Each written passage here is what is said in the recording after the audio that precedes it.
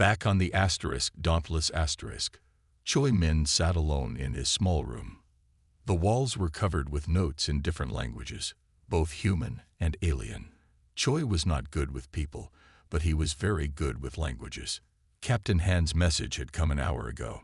Now Choi was trying to open the strange files Han had sent. His fingers moved quickly over his computer.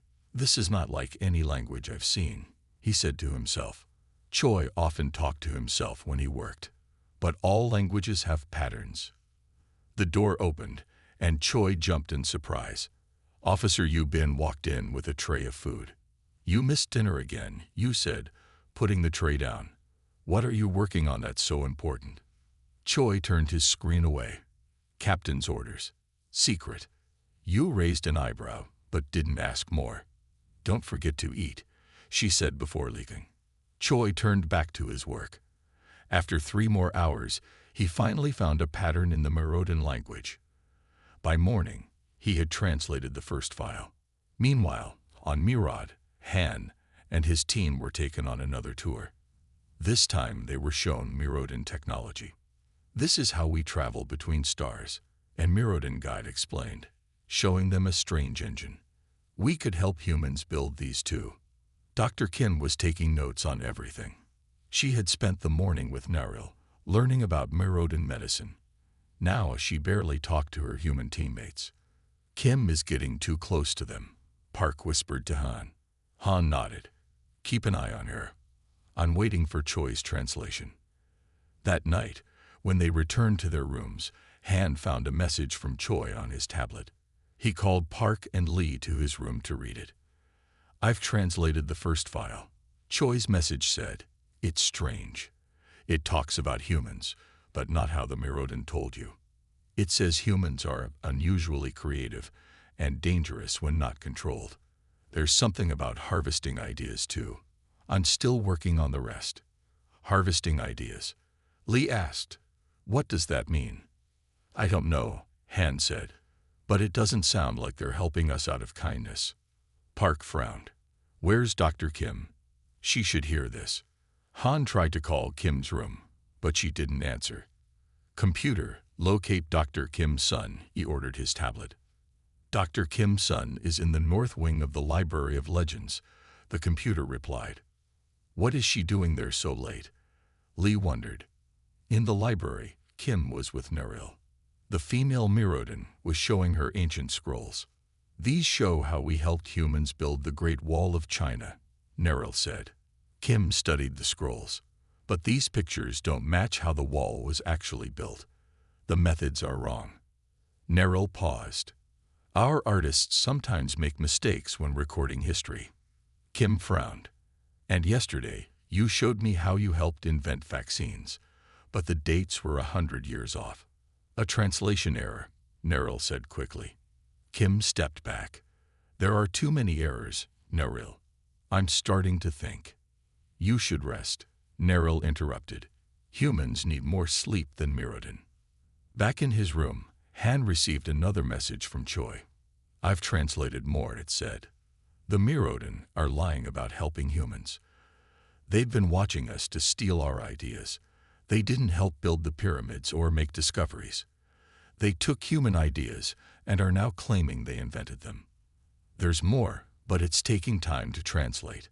Han looked at Park and Lee. "We need to get Dr. Kim and leave this planet," he said. "The Merodan aren't our friends. They're stealing from us." "But why bring us here and show us all this?" Lee asked. "I don't know," Han said, "but I'm going to find out." As they made plans to find Kim, they didn't notice the small device in the corner of Han's room. It was recording everything they said and sending it to Kalar. 3 weeks after their escape from Mirod, Captain Han stood before the World Council on Earth. Leaders from every major nation filled the large room. Han and his crew had spent days showing their evidence and explaining what they had learned. "So the Merodan never helped build the pyramids or guide our great thinkers," said the council president. "They were stealing from us all along." "Yes," Han replied. "And they've done this to 12 other species before us. All of those species are now gone." Angry voices filled the room. Some leaders wanted to build weapons and fight the Mirrodin. Others wanted to hide from them. A few didn't believe Han's story at all. "What do you think we should do, Captain Han?" asked the president when the room quieted down.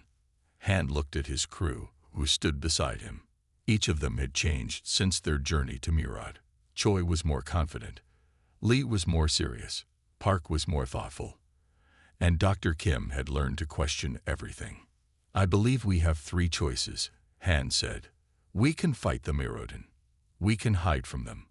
Or we can do something they would never expect." "Which is?" the president asked. "We can offer to help them," Han said. The room exploded with angry shouts again. Help them? After what they did? Han waited for quiet. The Mirrodin are trapped. They changed themselves and lost something precious, the ability to create new ideas. They're dying slowly because of it. "That's their problem," someone shouted. "It could have been ours," Han replied. "We've tried to change our genes too. We might have made the same mistake." Dr. Kim stepped forward. "The Mirrodin told us that humans are the most creative species they've ever found. Our minds work differently. We can invent new things faster than any race they know." "So they want to use us like batteries," a leader said angrily. "Yes, that was their plan," Kim agreed. "But what if we offered a real partnership instead? One based on truth, not lies." Choi, who normally stayed quiet in crowds, spoke up. "The Mirrodin translation has a word that means to teach and to learn at the same time. They don't even have a word for a one-way teaching relationship." Lee added, "Their entire history is built on taking. They don't know how to give or share. We could teach them that." The council talked for many hours. Some people were still angry. Others were afraid. But by the end of the day, they had a plan. 1 month later, Captain Han and his crew were back in space. This time, they were on a bigger ship, with scientists and diplomats from many countries. They were going to meet the Mirrodin again, but on their terms. As they approached the meeting point, Han gathered everyone in the main hall. "The Mirrodin expect us to be angry," he said. "They expect us to attack or to surrender. They don't expect what we're about to do." When the Mirrodin ship arrived, Killer appeared on the screen. He looked surprised to see Han. "Captain Han," Keller said, "we did not expect to see you again." "I have a message from Earth," Han said. "We know the truth now. We know what you did to us, and to 12 other species." Keeler seemed to brace himself for threats. "But we also understand why," Han continued. "Your people are trapped. You lost your creativity, and you're desperate. So we have an offer." "An offer?" Keeler looked confused. "We will share our ideas with you freely," Han said. "We will teach you how humans create new things, but there are conditions." Han listed the conditions. The Mirrodin must tell the truth about their past. They must help restore the damaged worlds of the species they had used. And they must never again try to control another species. "Why would you do this?" Keeler asked, clearly stunned. "After what we did." Han smiled. "Because that's what humans do. We create. We solve problems. We forgive. And most of all, we do things that no one expects." Behind Han, Earth's new ambassador stepped forward to begin the real negotiations. The humans had chosen to extend a hand to the Mirrodin, but they would do it with eyes wide open and on their own terms. This, Han knew, was the true human legend, not the buildings we make or the discoveries we find, but our ability to imagine a better future, even with those who once tried to harm us. Captain Han walked quickly through the halls of the Library of Legends. He had to find Keller and get answers. Park followed close behind, his hand near his hidden weapon. "Are you sure this is wise, Captain?" Park asked. "We should just find Dr. Kim and leave." "We need to understand what they really want," Han said. "And I want Keller to know that we know the truth." They found Keller in a large room filled with star maps. The Mirrodin leader was studying a map of Earth's solar system. "Ah, Captain Han, Keller said without turning around. I've been expecting you. You know why I'm here, Han said. Keeler turned to face him. You found our private files. You know our secret. You lied to us, Han said. You never helped humans. You stole from us. Keeler walked slowly toward Han. Is it stealing to learn from others? Is it wrong to admire another species' achievements? It's wrong to claim you created those achievements, Han said. It's wrong to lie to us about our own history. Keeler sighed. Let me tell you our true history, Captain. Long ago, the Mirrodin were like humans, curious, creative, always inventing. But we wanted to be better, faster. We changed our genetics to increase our intelligence. And it went wrong, Han said, remembering Choi's translation. Yes, Keller admitted. We became smarter in some ways, but we lost something precious, the spark of creativity. We can improve existing ideas, but we cannot create truly new ones. So you take them from other species, Park said. We had no choice, Keller said. Our civilization was dying. We needed new ideas, new technologies. So we began to watch other worlds, including Earth. And then you started to believe your own lies, Han said. That you were helping us. We were, Keller insisted, by taking your ideas and improving them. Many inventions we took from early humans, we made better and then returned to Earth through our secret agents. Han shook his head. That's not help. That's theft. In another part of the library, Dr. Kim was trying to stay calm. Naril had locked the door, but she wasn't acting threatening. Please listen, Dr. Kim, Naril said. The relationship between our species can be good for both of us. By having humans create things for you to steal, Kim asked angrily. No, by working together openly, Naril said. Humans create new ideas faster than any species we've ever seen, but you often don't fully develop them. We can help with that. We can take your rough ideas and perfect them. Kim thought about this.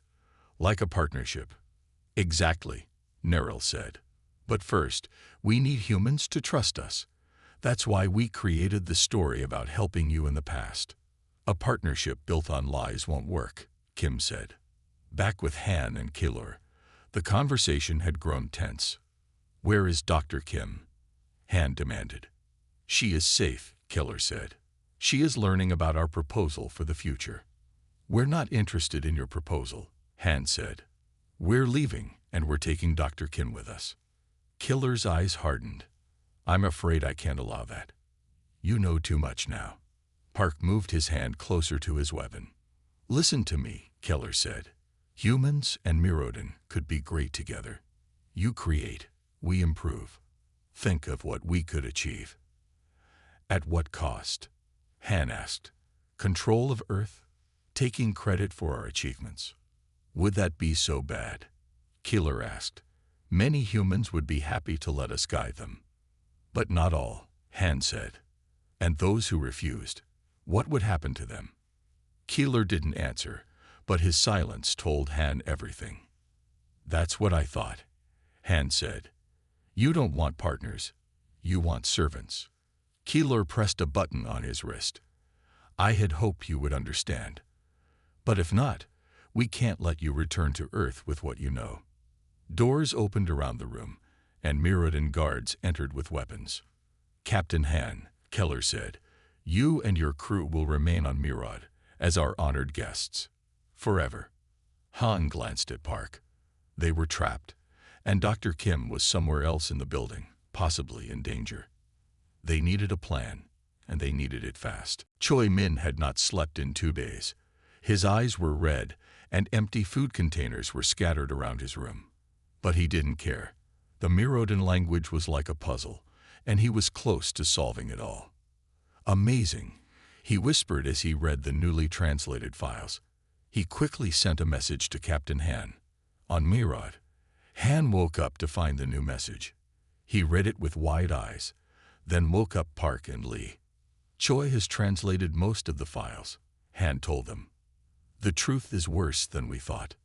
Park sat up, instantly alert. How bad? The Mirodan aren't helping us. They aren't even just stealing our ideas, Han said.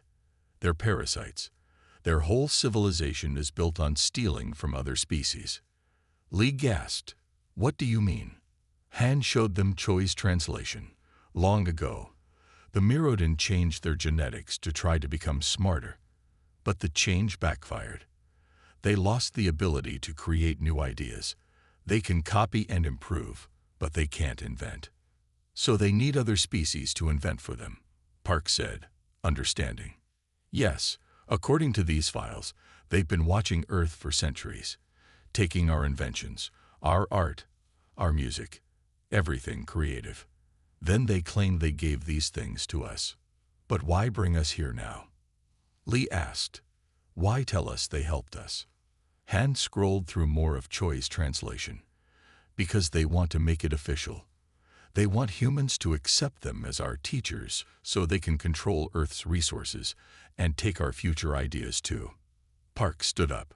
We need to find Dr. Kim and get off this planet now. Agreed, Han said.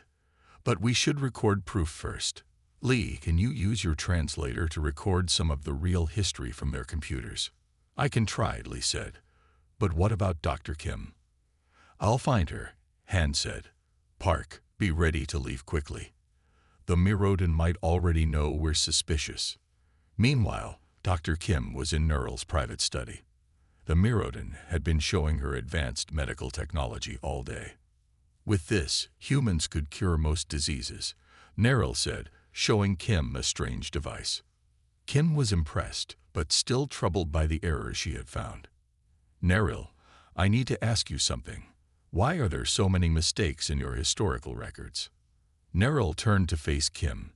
What do you mean? The dates, the methods, they don't match what we know about human history, Kim said. It's like you weren't really there. Neryl was quiet for a long moment. You're very observant, Dr. Kim. More than we expected. A cold feeling spread through Kim's chest. What do you mean? Before Neryl could answer, her communication device beeped. She listened to a message, then looked at Kim with different eyes. Your Captain Han has found our secure files, Neryl said. He knows the truth. Kim stepped back. What truth? What's going on, Neryl? Your species is remarkable, Neryl said.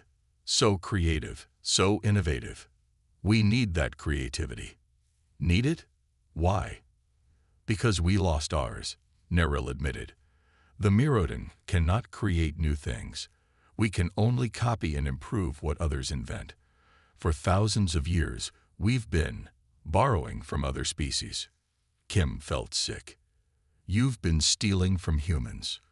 We'd prefer to call it cultural exchange, Neryl said, though it has been rather one-sided. Why tell us you helped us? Why bring us here? Because humans are becoming too advanced too quickly, Neryl explained. Soon you would discover us anyway. So we decided to control the narrative. If humans believe we helped them in the past, they would share their ideas willingly in the future. Kim couldn't believe what she was hearing. It was all a lie. Not all, Neryl said. We do admire humans. Your minds are unlike any we've encountered. That's why we need you. Kim's tablet beeped with a message from Han. Kim, we know the truth. Mirodan are parasites. Meet H ship no. Danger. Kim looked at Neryl. I need to go. I'm afraid I can't let you do that, Neryl said, pressing a button on her desk. Not until you hear our offer. The planet Mirad was beautiful. From space, it looked like a blue and green jewel. As their ship came closer, Han saw huge cities with tall white buildings that shined in the sunlight. It's amazing, Li Jin said as they looked out the window. The ship landed in a large open space near the biggest city. When they stepped outside, Han felt the air was clean and cool. Two suns shone in a purple sky. Keeler led them to a small flying vehicle. The Library of Legends is in the center of our capital city, he said. There, you will see proof of our work with humans. As they flew over the city, Dr. Kim took many pictures. "Look at their technology," she said to Han. "They must be thousands of years ahead of us." Han nodded but said nothing. He was watching the Mirodin people below. They all stopped to look up at the vehicle. "Your people seem very interested in us," Han said to Keller. "You are the first humans to visit our world," Keller replied. "This is a historic day for both our peoples." The Library of Legends was the tallest building in the city. It was shaped like a pyramid, but made of white stone that seemed to glow. Inside, the walls were covered with screens showing images of Earth through history. "This is where we keep all records of our visits to Earth," Keller said. "Each human here will have a guide to show them different parts of the library." A female Mirodin, with lighter blue skin, stepped forward. "I am Neril," she said. "I will guide Dr. Kim." Dr. Kim smiled happily. "I can't wait to see everything." Other Mirodin came to guide Han, Hark, and Lee to different parts of the library. Han didn't like being separated but didn't argue. Han's guide showed him screens with images of early humans building tools. "We taught humans to make fire," the guide said. "We showed them how to farm and build homes." Han looked at the dates on the screens.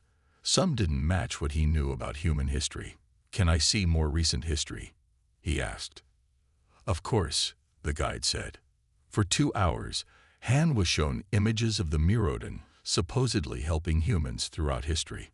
They claimed to have given ideas to Einstein, helped build the first computers, and even guided the space program.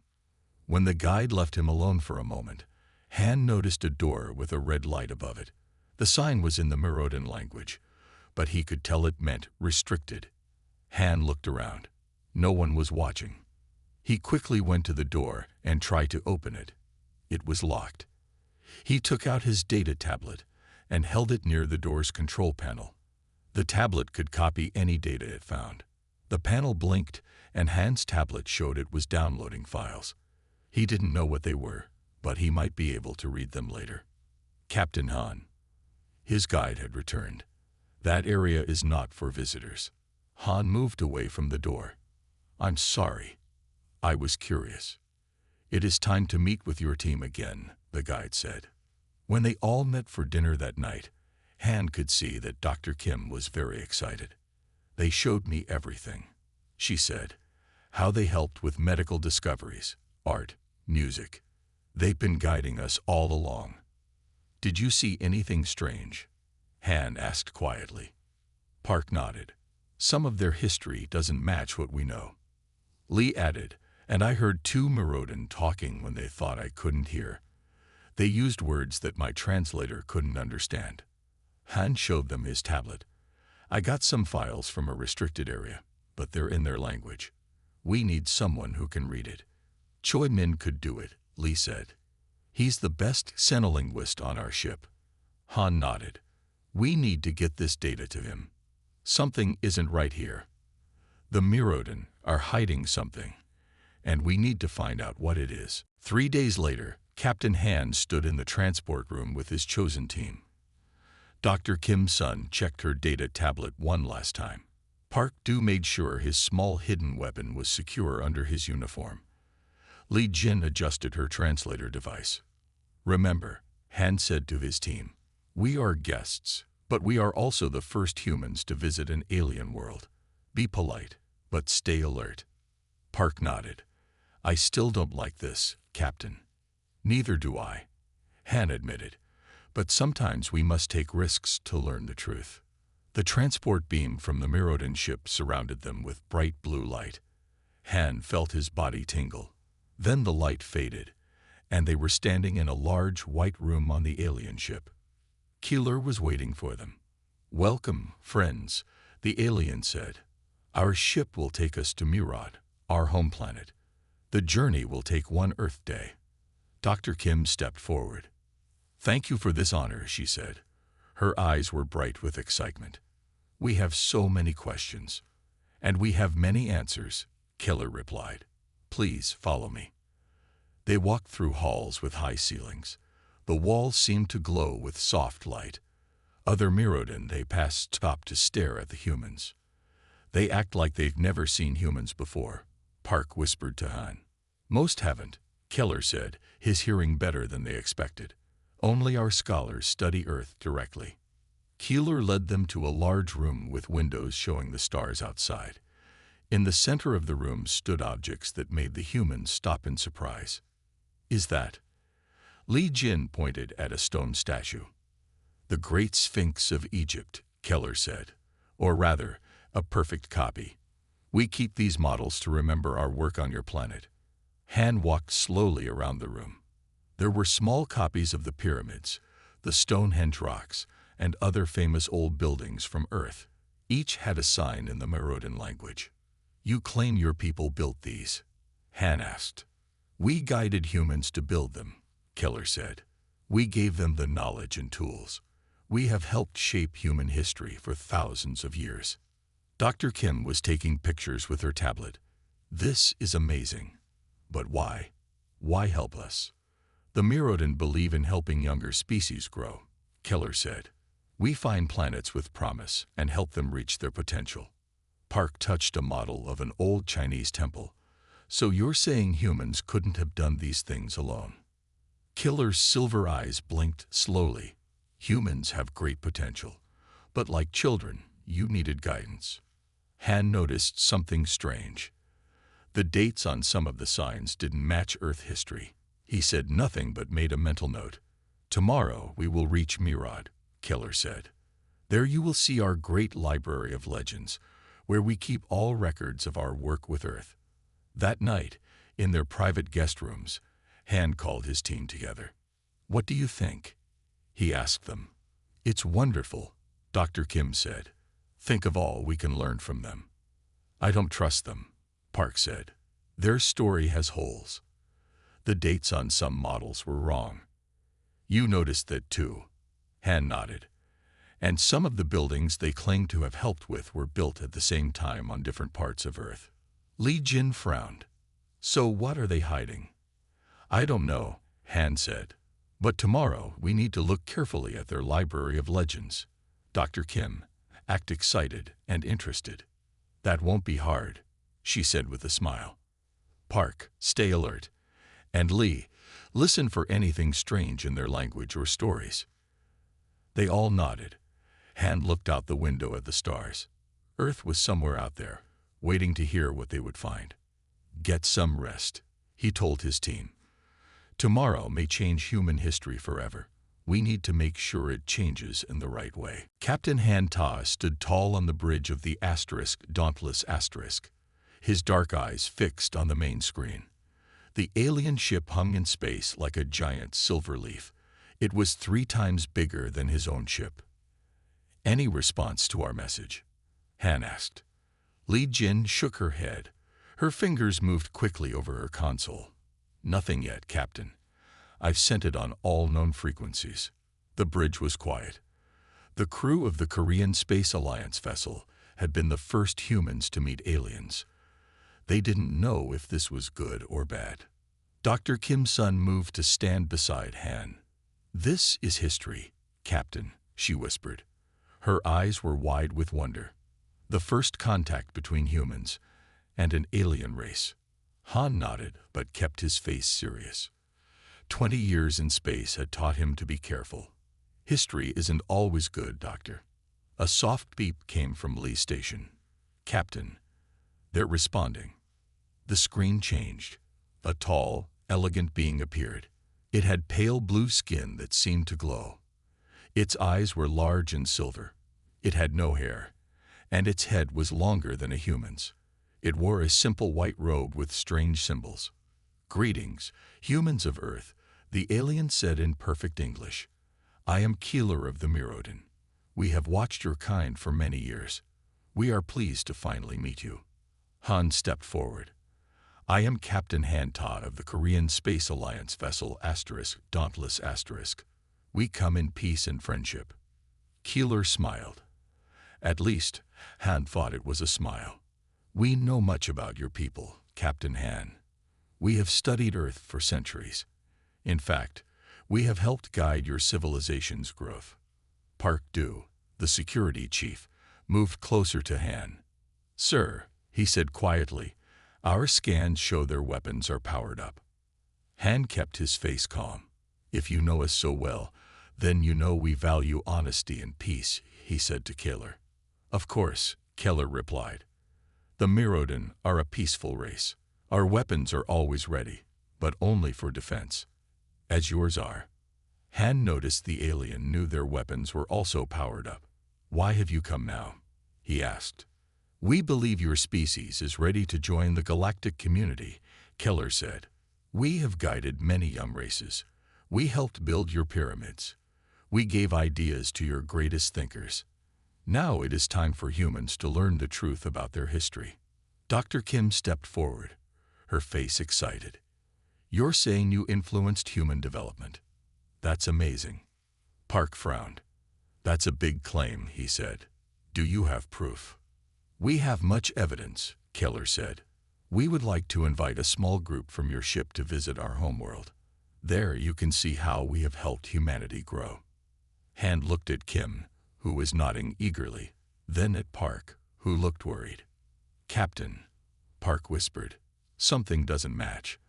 Their ship design shows they use different science than what built the pyramids." Han turned back to the screen. "We need time to consider your offer," he said. "Of course," Keller replied with another strange smile. "Take the time you need. We have waited centuries to meet you properly.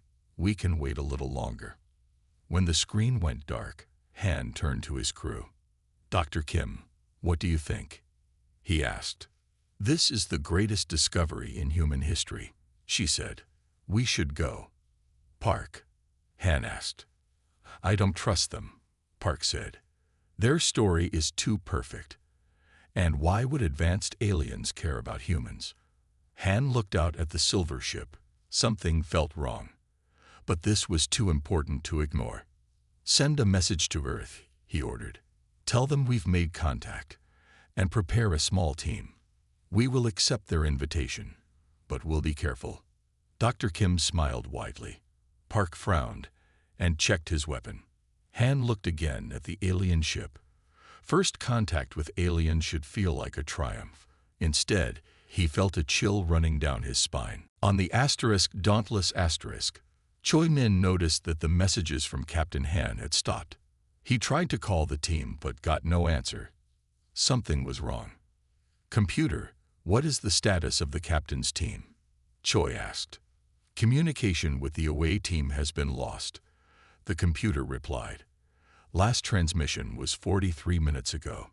Choi paced around his room. He wasn't good with people, and he wasn't brave like Park. But he was smart, and his friends needed help. "Computer, prepare the small shuttle for launch," Choi ordered. "And find a way to track our team's location on the planet." Meanwhile, Han and Park were locked in a small room with no windows.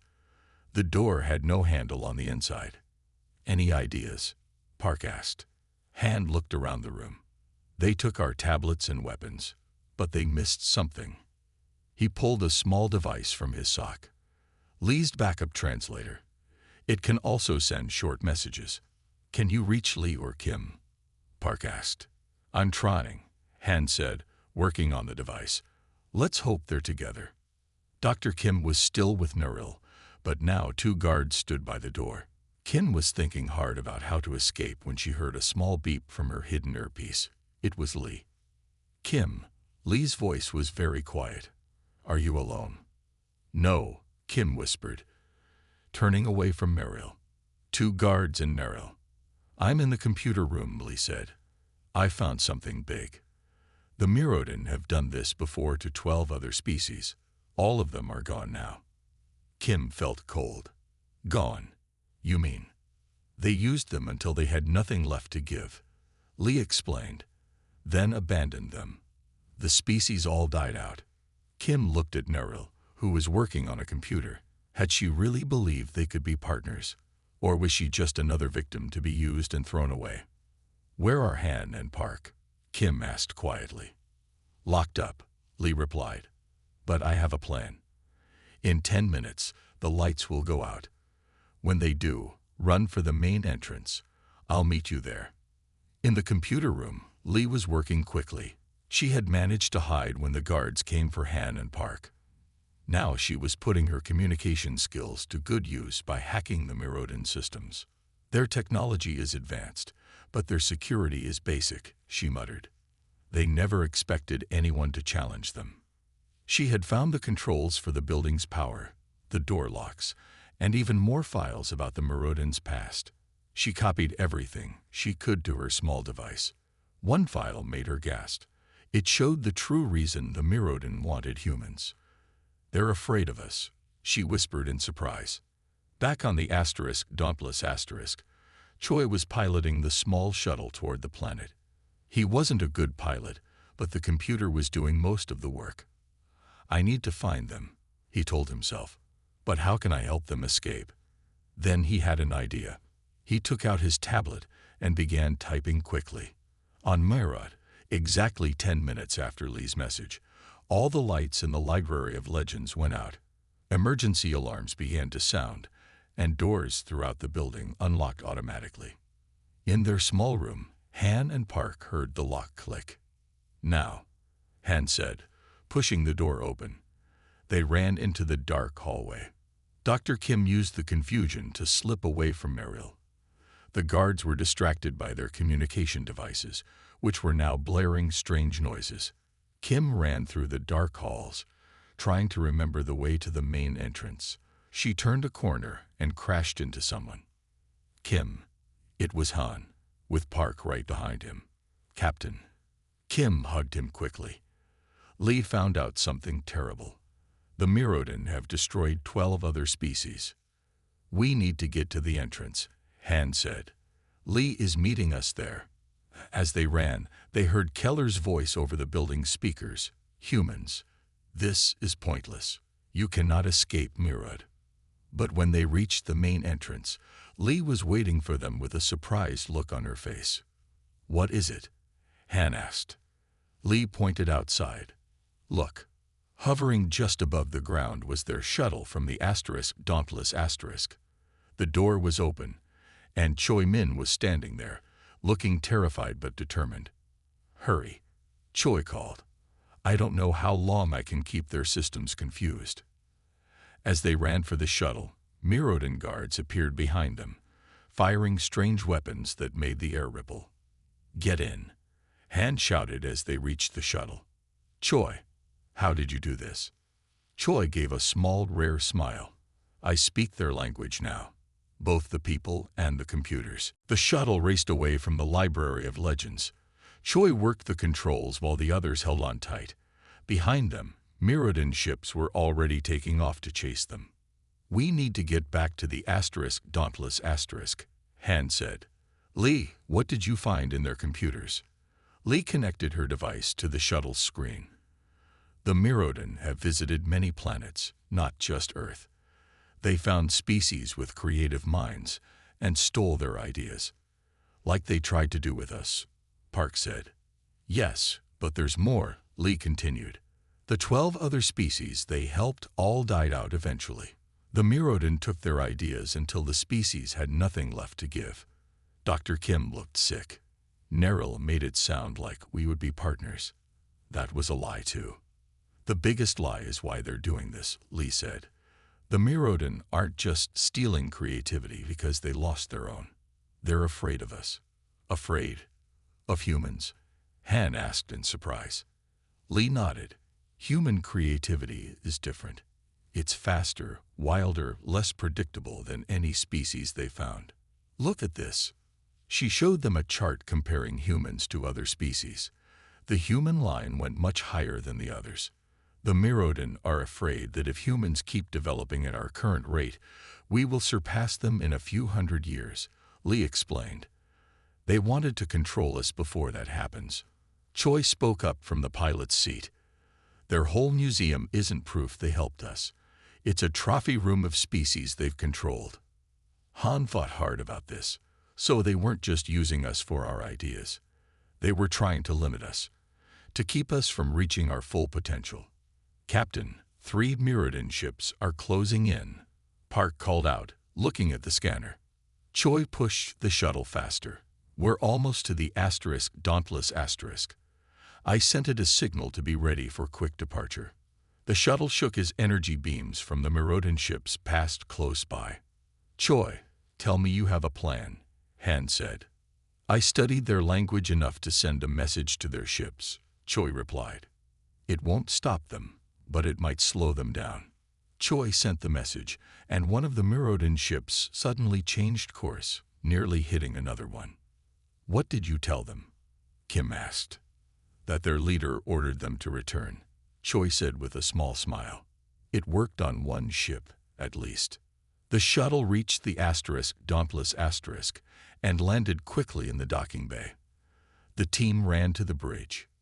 Set course for Earth, maximum speed, Han ordered as they took their positions. The Dauntless asterisk turned and accelerated away from Mirod. The Mirodan ships followed, firing their weapons. Shields at 80%. Park reported as the ship shook. Keep going, Han said. Once we reach deep space, we can jump to faster-than-light travel. As the ship sped away from the planet, Dr. Kim worked at her station, studying the files Lee had downloaded. Captain, I'm finding even more here, she said. The Mirodan didn't just take our ideas. They planned where and when to release certain technologies back to Earth to guide our development in directions they wanted. They were trying to shape our entire civilization, Han realized. Yes, but it didn't work as well as they hoped, Kim continued. Humans kept making unexpected jumps in knowledge. We didn't follow their plan. That's why they're so afraid of us, Lee added. We're unpredictable. The ship shook again from another hit. Shields at 60%. Park called out.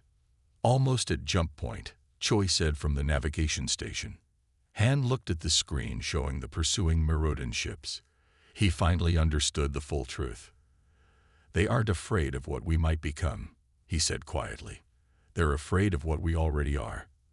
Our creativity isn't just different from theirs. It's beyond anything they've seen before. Jump point reached, Choi announced. Take us home, Han ordered.